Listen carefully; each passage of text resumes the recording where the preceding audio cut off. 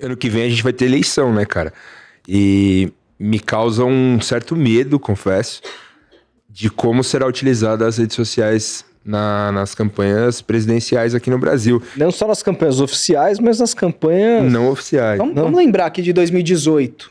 Houve posteriormente uma investigação profunda sobre como a campanha de Jair Bolsonaro utilizava o WhatsApp para difundir mensagens, ataques a adversários. Fake news. Exatamente. 2022 não era pelo WhatsApp, mas as redes sociais foram tomadas de vídeos descontextualizados, de notícias falsas. Isso aconteceu em 2022. E em 2026 estaremos diante da primeira eleição nacional sob a influência brutal da inteligência artificial. Exato, aí, cara. Aí que eu ia chegar. É cada vez mais difícil você entender se um vídeo é real ou não é. O Tribunal Superior Eleitoral aprovou, por ocasião das eleições municipais do ano passado, uma portaria com normas sobre o uso de inteligência artificial. Mas é difícil imaginar que isso funcionará, isso barrará na prática a disseminação à torto e à direito de conteúdos fabricados nas eleições do ano que vem. Isso é seríssimo. Isso deveria despertar preocupação em todos os democratas sobre a eleição do ano que vem. E eu não vejo esse debate hoje. E isso entra justamente naquilo que eu disse há pouco. Como se interdita o debate no Brasil.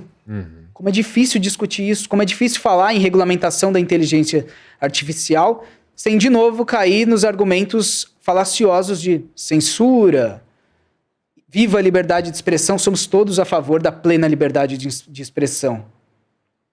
Mas a liberdade de expressão não é um direito absoluto. Não é e não pode ser um direito absoluto.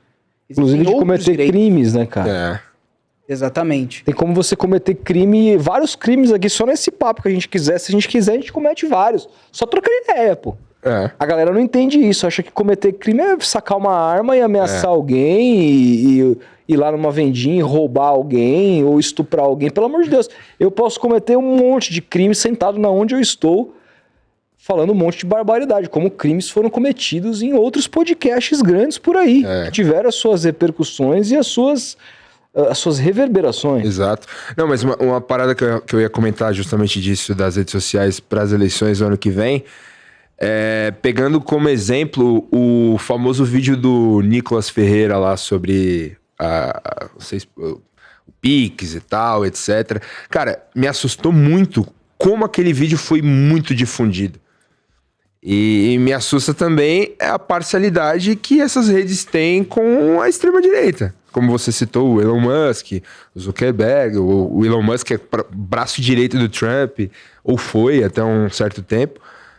E me assustou demais como aquele vídeo furou todas as bolhas, cara. Ou seja, esses caras têm o controle e eles vão tocar a narrativa pro que for mais interessante pra eles. Assim, eu acho que isso num cenário de eleição vai ser... Tá ficando cada vez mais difícil foda, eleger o lado progressista diante dessas armas que a extrema-direita tá cada vez mais tendo com relação nas redes sociais? Primeiro é preciso discutir até que ponto o Brasil é um país conservador. E é. Nós temos no campo progressista uma figura maior do que o PT, maior do que qualquer partido brasileiro, maior do que a própria esquerda brasileira hoje em dia, que é o presidente Lula. Não fosse o presidente Lula em 2022, a esquerda não teria a menor possibilidade de vencer aquela eleição. Vamos nos lembrar aqui do que aconteceu no período entre 2019 e o fim de 2022. O Brasil passou por uma pandemia em que a política de Estado foi o negacionismo científico, evidentemente. Todos sabemos disso.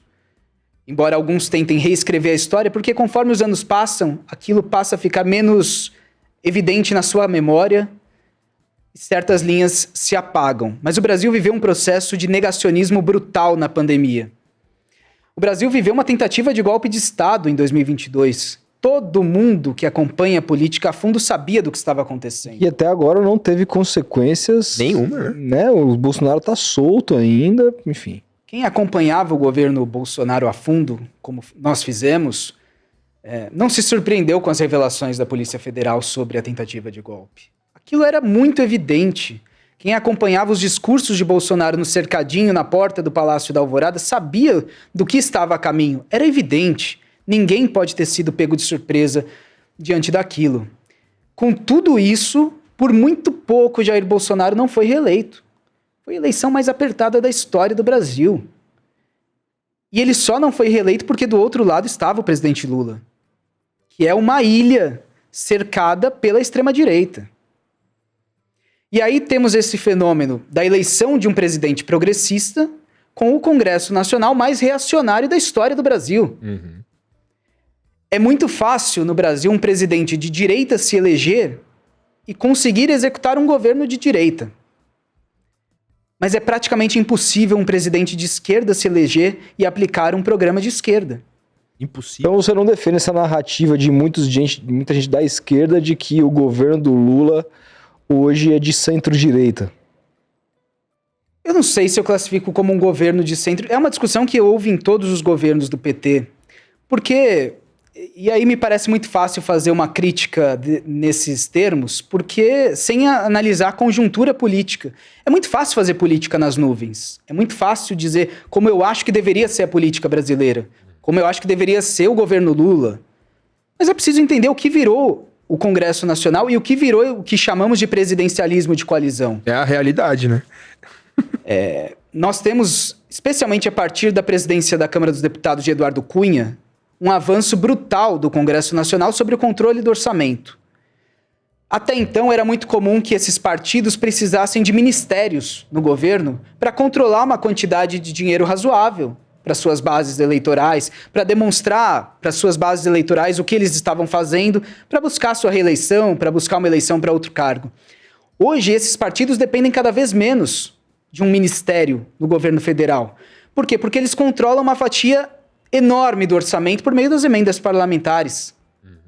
Estamos falando aqui de mais de 50 bilhões de reais num ano. Nossa. Apenas para emendas parlamentares. Emendas cada vez mais tornadas obrigatórias, ou seja, são aquelas emendas que o governo não tem mais o direito de negociar, de pagar ou não pagar. Não, são emendas que têm de ser pagas. Chegamos ao ponto recentemente de um deputado do União Brasil recusar um convite para se tornar ministro das comunicações. Porque ele entendia que, evidentemente não foi essa a versão oficial, mas é óbvio que ele, na condição de líder do União Brasil na Câmara dos Deputados, tem um poder muito maior do que teria como ministro das comunicações. Então é preciso entender a conjuntura antes de fazer críticas muito superficiais. O governo é passível de críticas, erra em muitos aspectos, cometeu vários equívocos ao longo dos últimos anos. Mas fazer essa crítica vazia de que seria fácil aplicar um programa diferente, não seria. O Brasil, o presidente Lula foi eleito em uma frente ampla em 2022. Com o Alckmin como vice, que era um grande adversário político dele. Né? E se demonstrou um vice absolutamente leal ao presidente até aqui. Absolutamente leal ao presidente. E elegemos um presidente de esquerda, ou de centro-esquerda, como queiram, e o Congresso mais à direita, que já foi eleito na República Brasileira. É evidente que essa conta não fecha. E é evidente que vai pender para o lado mais fraco, e hoje o lado mais fraco é o da presidência da República. O Congresso Nacional é o lado mais forte, especialmente quando quem ocupa o Palácio do Planalto é um presidente de esquerda ou de centro-esquerda.